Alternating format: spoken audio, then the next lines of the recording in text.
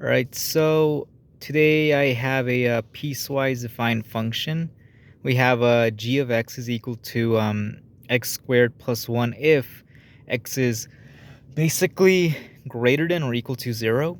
And we have x plus 2 if x is less than 0. So just ignore this one. But we have 5 different inputs that we can put into the function and get out an output based on these two conditions. So, yeah, let's go ahead and do it. Let's go ahead and evaluate the first one, g of 1. So we plug in 1 here, and we see is 1 less than 0?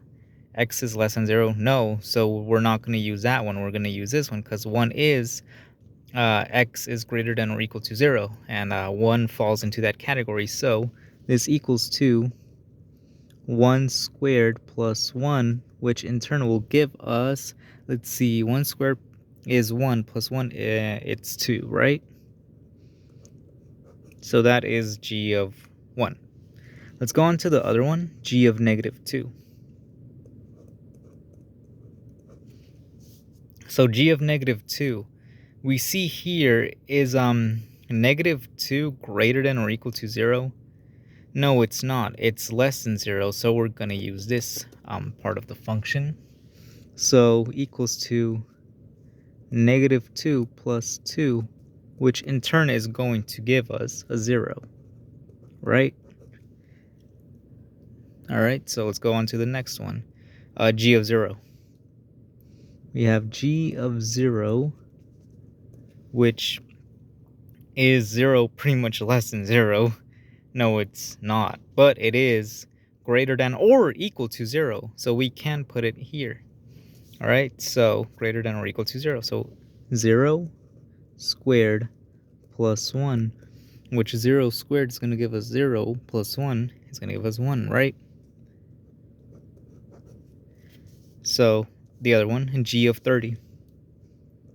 G of 30. So is g of 30 less than 0? It's not. It's greater than 0, so it falls into this category. So 30 squared plus 1, which is going to give us, let's see, 30 squared, that is, I think 900. Plus 1, that's going to give us 901. 901 for g of 30. Now the last one, g of negative 3. G of negative 3. So negative 3 is smaller than 0, so we're going to use this part of the function. Is equal to negative 3 plus 2, which in turn is going to give us negative 1. So that's pretty much how you do this problem, this piecewise function. Just plugging it in, getting out the outputs. That's basically what a function is. So yeah, that's it.